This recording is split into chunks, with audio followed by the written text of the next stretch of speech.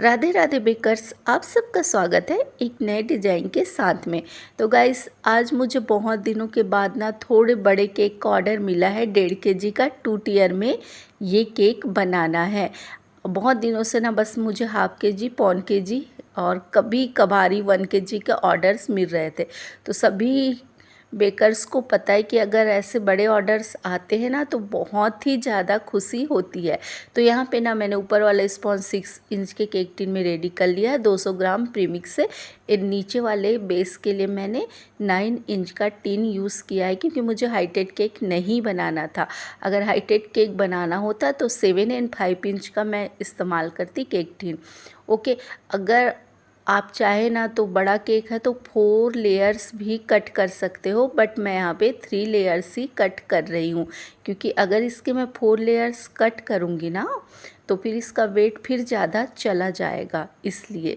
और इतनी ज़्यादा मुझे हड़बड़ी हो चुकी है ना, हालांकि ये ऑर्डर मुझे ना 3-4 दिन पहले बना कर देना था, बट कस्टमर ने कुछ कारण से इसे बोल दिया था कि मैं आपको बाद में दूंगी 2-4 दिन के बाद ऑर्डर।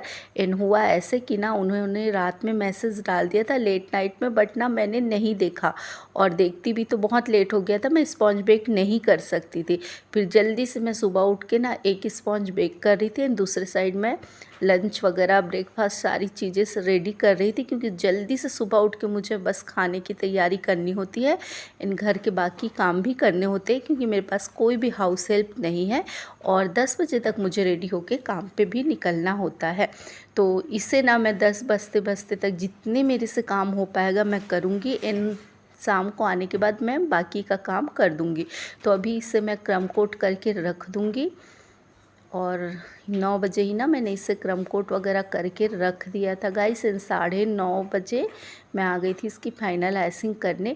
तो पाइनएप्पल फ्लेवर का केक था और इतनी हड़बड़बाजी थी ना गाइस, आप समझ सकते हो बहुत ही हड़बड़बाजी थी। मतलब ऐसा था कि जैसे भी है केक ना रेडी होना चाहिए।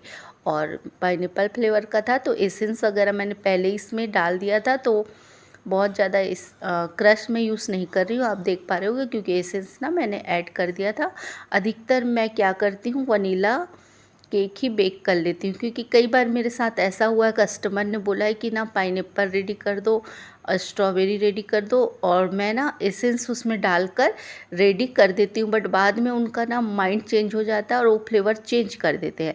तो इसलिए मैंने तरीका निकाला कि स्पॉन्ज ना मैं वनीला ही बेक करूँगी, जो भी क्रश है शुगर वाटर है उससे फिर मैं सोकिंग करूँगी वो ऐड करूँगी। तो बट यहाँ पे ना मैंने एसेंस डाल दिया था क्योंकि अधिकतर वो पाइनएप्पल फ्लेवर का ही केक बनवाते हैं, उन्हें वही ज़्यादा पसंद है।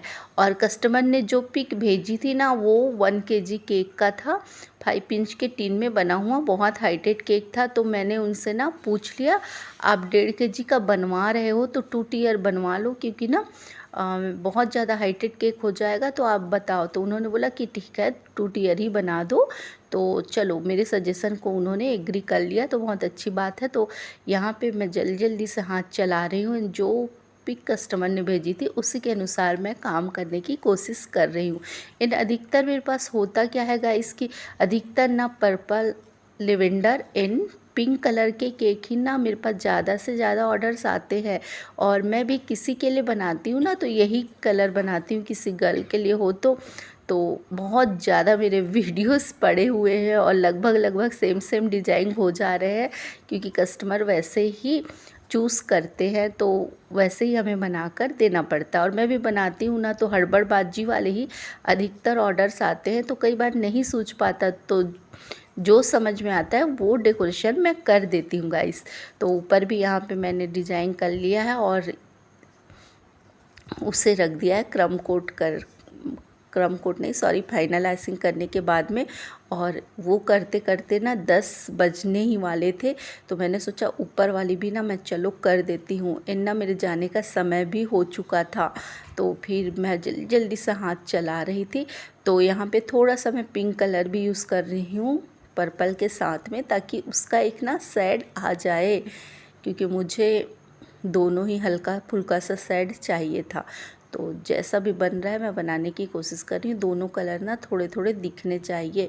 और देखो ज़्यादा क्रीम ना लगाना नहीं था मुझे, क्योंकि कस्टमर की रिक्वायर थी कि कम ही क्रीम आप यूज़ करना, तो मैं कम डालने की कोशिश कर रही हूँ। इन गाइस देख लो, मतलब इतनी हड़बड़बाजी में ना बार बार मुझे वहाँ पे क्लीन करना पड़ रहा है। हड़बड़बाजी में और गड़बड़ी हो जाती है, ऐसा होता है ना आपके साथ। और वहीं पे बेस बार बार ऐसा दिख जा रहा था, 2 से 3 बार मेरे से वहाँ पे मैं क्रीम लगाती जा रही थी और इतनी ज़्यादा ना मुझे हड़बड़ी थी कि वहाँ पर ना बिगड़ते जा रहा था। 2 से 3 बार में फिर वो सही से हुआ है। फिर मैंने बोला कि चलो अब जैसा हुआ जल्दी से उसी में करते हैं। ये करने के बाद में ऊपर भी थोड़ा सा मैंने डिजाइन डाल दिया है। मैंने ना देखो कोई स्पून वगैरह यूज़ नहीं किया है, स्केल से भी काफ़ी बढ़िया सा ये पैटर्न डल गया है। तो मुझे अच्छा लग रहा है कि एक ही टूल से ये काम भी हो जाता है। तो एक बार में सही नहीं बना तो दूसरी बार मैंने ट्राई किया है, दूसरी बार में ये परफेक्ट बन गया था। और बेकर्स, अगर आपको मेरे वीडियोस पसंद आते हैं तो ज़्यादा से ज़्यादा चैनल को लाइक शेयर एंड सब्सक्राइब कर सकते हो, ताकि और नए नए वीडियोस मैं डाल सकूं। और देखो ये अब इस बार काफ़ी बढ़िया बन गया है। तो बस ये काम करके मैंने छोड़ दिया था। आ गई हूँ मैं शाम को, तो ये बहुत अच्छे से सेट हो चुका है गाइस। तो अब करना क्या है, एक के ऊपर दूसरा केक रखने की बारी है। तो चलो मैं कोशिश करती हूँ। मैं टूथपिक लेना भूल गई थी, मैं बड़ा वाला टूथपिक ले लेती हूँ। टूथपिक नहीं बोलेंगे क्योंकि टूथपिक छोटा होता है, और इसे भी मैं टूथपिक कई बार गड़बड़ी में बोल देती हूँ, तो बिल्कुल माइंड ना करे। तो ये मैंने ले लिया है स्टिक। अब मैं ना बिल्कुल उसके साइज का, मैंने कई लोगों को देखा है डॉवेल्स या फिर ना ये स्टिक वगैरह जो भी लगाते हैं ना, तो नीचे में लगाते हैं, ऊपर नहीं लगाते। बट ना देखो ये मैं क्या करती हूँ, मैं लगाती हूँ ना ऊपर से नीचे तक लगाती हूँ, तो ना हमारा केक ना बिल्कुल स्टे रहेगा, बिल्कुल ना इधर से उधर नहीं हिलेगा। तो आप ये ट्राई कर सकते हैं। मैंने बहुत लोगों को देखा है नीचे डॉवल्स लगा देते हैं एंड दूसरा केक ऊपर रख देते हैं, है ना। बट आप ये वाला ट्राई करें, छोटा वाला केक ऊपर रखें, उसके बाद डॉवेल्स या फिर स्टिक जो भी आपको यूज़ करना है वो लगाइए, ज़्यादा बेहतर हैक है गाइस। तो आप ये वाला ट्राई कर सकते हैं। सो ये डेकोरेशन ना मुझे फटाफट से कंप्लीट करना, और ना केक ना काफ़ी अच्छे से सेट हो चुका है, क्योंकि दिन भर इससे ना समय मिल गया था। बस डेकोरेशन बाकी है। और डेकोरेशन में ऐसा कुछ मैं क्रीम वगैरह का यूज़ नहीं कर रही हूँ, तो बिल्कुल कस्टमर अभी लेके भी जाएंगे चलेगा। तो देखो मैं यहाँ पे मोती डाल रही हूँ ना, तो क्योंकि क्रीम सेट हो चुका है तो वो अंदर की तरफ नहीं जा रहा है, तो इसे ना थोड़ा प्रेस करना है अगर साइडों में डालना है तो स्प्रिंकल तुरंत के तुरंत ना, जब हम फाइनलाइजिंग करते हैं तभी डालना होता है, तब वो अच्छे से ना उसमें स्टिक हो जाता है, चिपक जाता है। बट ना जब क्रीम ज़्यादा सेट हो जाता है तो वो ऊपर ऊपर की तरफ आते हैं। बट चलो ठीक है, कुछ ना मैंने यहाँ पे डाले ना तो वो नीचे लुढ़क रहे थे छोटू वाले, बट जितने आ जाएंगे चलो रख देती हूँ उसमें मैं। तो अब फाइनल मुझे यहाँ पे थोड़े से बटरफ्लाइज ऐड करने हैं। बट ना कस्टमर ने जो पिक भेजी थी उसमें ना 15 से 20 तो लगभग ना बटरफ्लाइज थे। बट ना मैं उतना यूज़ करना पसंद नहीं करती, क्योंकि ये पेपर वाले होते हैं ना, एडिबल तो नहीं होते।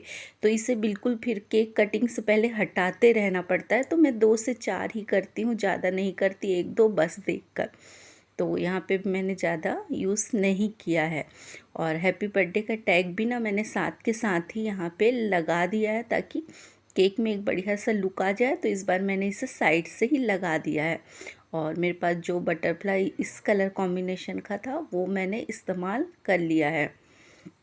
तो बस फाइनल केक का लुक रेडी हो चुका है गाइस। और इसका वेट भी मैं आपको दिखला देती हूँ कितना वेट है।